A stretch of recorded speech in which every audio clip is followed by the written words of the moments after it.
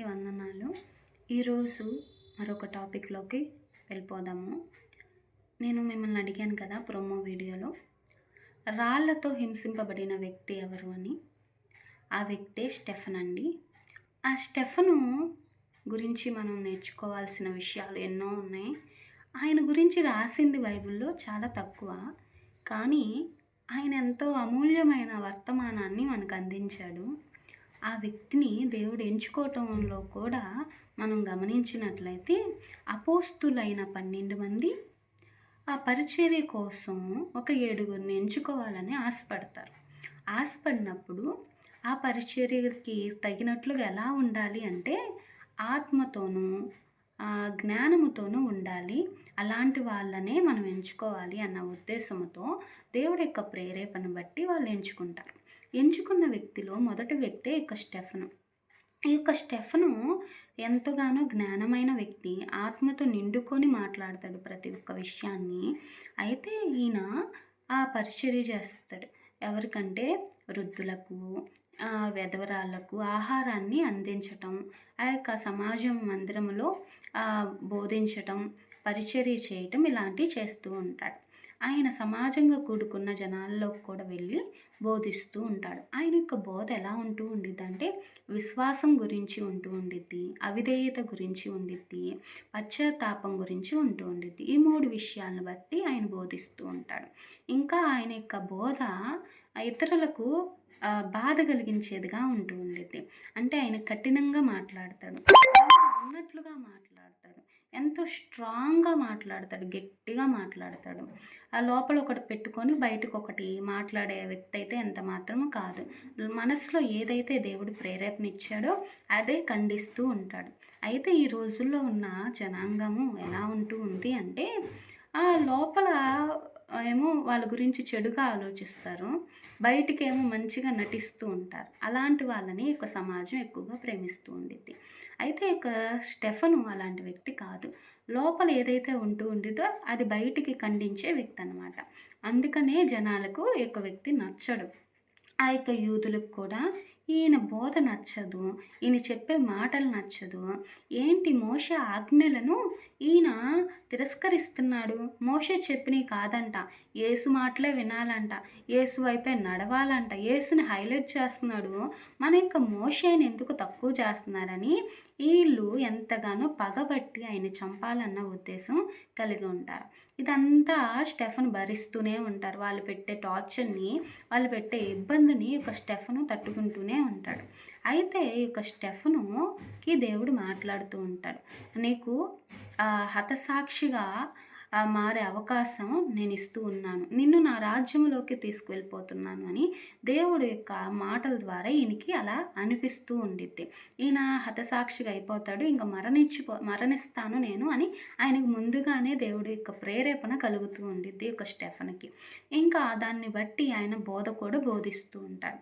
ఇంకా ఆ యూదులకి కోపం వచ్చేసి ఆయన నీడ్చుకుపోయి రాళ్ళతో అందరు కలిసి కొడతా ఉంటారు. రాళ్ళతో ఈయన్ని హింసిస్తూ ఉన్నప్పుడు ఆయన అక్కడ కూడా దేవుణ్ణి స్తుతిస్తాడు, దేవుణ్ణి ఘనపరుస్తూనే ఉంటాడు. ఇంకా ఏమంటూ ఉంటాడంటే, దేవా వీళ్ళు ఏం చేస్తున్నారు, వీళ్ళకి తెలియదు, వీళ్ళని క్షమించు అంటాడు. దేవుడి యేసు ప్రభు ఎలా అయితే సిలువలో క్షమించమని అడిగి ఉన్నాడో దొంగల విషయంలో, మన విషయంలో, అలానే స్టెఫెను కూడా యూదుల పట్ల అలాంటి క్షమాపణ గుణం కలిగి ఉన్నాడు.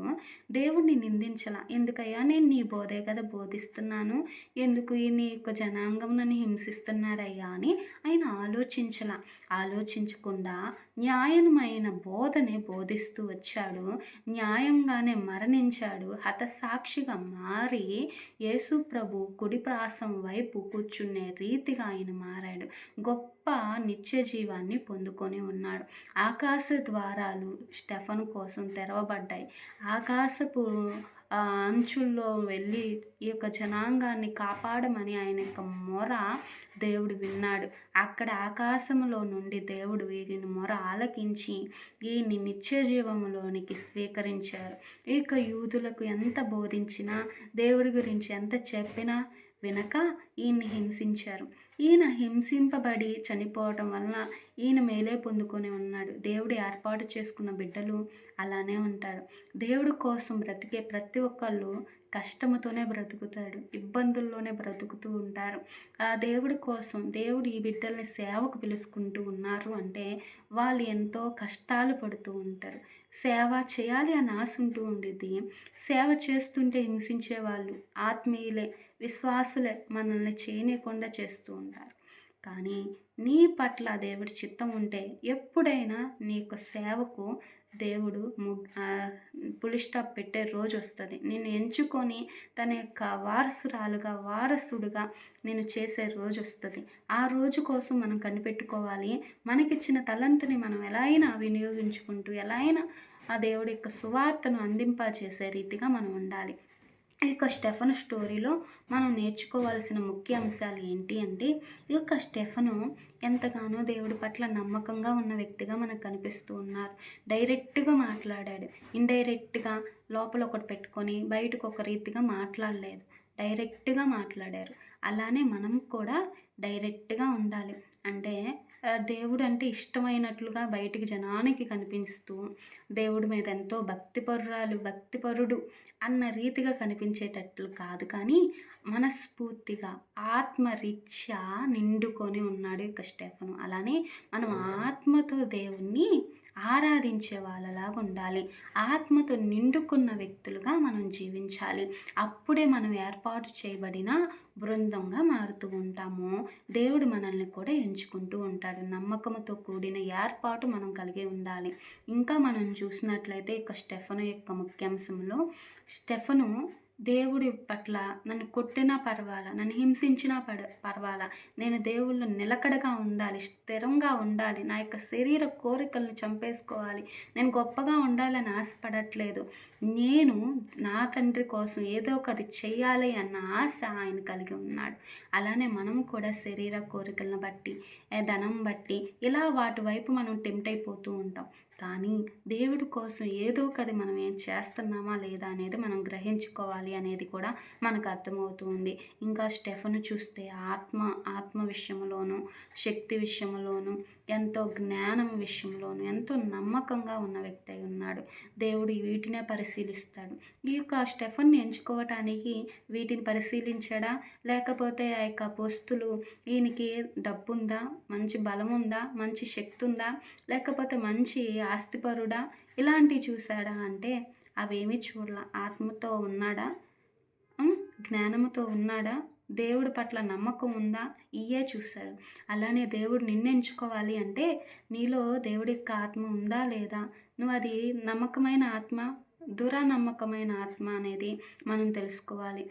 దుష్టుడు మనల్ని ఆత్మీయంగా ఉన్నట్లుగా మనకు కనిపిస్తూ ఉంటాం. మనమే ఇతరులకు కూడా మనం ఆత్మీయుల్లాగా అనిపిస్తూ ఉంటాం. కానీ మనలో ఉన్న లోపాలు మనకు మాత్రమే తెలుసు. వాటిని మనం ఎప్పుడైతే సరిదిద్దుకుంటూ ఉంటామో ఆత్మతో నింపబడిన వాళ్ళమై ఉంటాము. అలానే జ్ఞాన విషయంలో చూస్తే ఈ లోకపు చదువులు, ఈ లోకపు వైభోగాలు, ఈ లోకపు ఆస్తి అంతస్తులు మనకి మంచి పేరునివ్వచ్చు, మంచి ఖ్యాతినివ్వచ్చు, కానీ అది దేవుడు కోరట్లేదు. నీకు ఏ జ్ఞానం లేకపోయినా, ఏ తెలివి నీలో లేకపోయినా దేవుడు నీకు జ్ఞానం ఇచ్చి ఆయన నేర్పిస్తూ ఉంటాడు. అయితే నాకు అన్నీ తెలుసు, నాకన్నా గొప్పవాళ్ళు లేరు అన్న ఆలోచన నువ్వు పక్కన తీసి పెట్టినప్పుడే నువ్వు ఎదుగుతూ ఉంటావు. నీకు ఆత్మీయమైన జ్ఞానం దేవుడిస్తూ ఉంటాడు. లేదు నాకు అన్నీ తెలుసు అన్నట్లుగా నువ్వు జీవించావు అంటే ఆ యొక్క జ్ఞానం వల్ల నువ్వు ఈ లోకంలో అన్నీ సంపాదించుకోవచ్చు, కానీ నువ్వు వెళ్ళలేవు నిత్య జీవములోకి. నువ్వు సంపాదించుకున్న ఏది కూడా నీతో రాదు అనేది మనం గ్రహించుకోవాలి. మనతో వచ్చిద్ది అంటే మనం ₹1 సంపాదించాము, ఆ రూపాయిని మనం మరణించేటప్పుడు మనం తీసుకెళ్ళాం కదా. ఇక్కడ ఉన్నంత కాలం హ్యాపీగా జీవిస్తాము, ఎంతో సంతోషంగా ఉంటాము. మరణించేటప్పుడు అది మనతో రాదనేది మనకు తెలుసు. కానీ ఏది వచ్చిద్ది అంటే మనం సంపాదించే వాటిల్లో ఏది రాదు, కానీ ఆత్మలు వస్తాయి. ఆత్మల్ని మనం నిత్య జీవంలోకి తీసుకెళ్ళగలుగుతాం. దేవుడు కూడా ఈ బిడ్డ నా కోసం ఈ ఆత్మని సంపాదించాడు అని తెలుసుకుంటూ ఉంటాడు.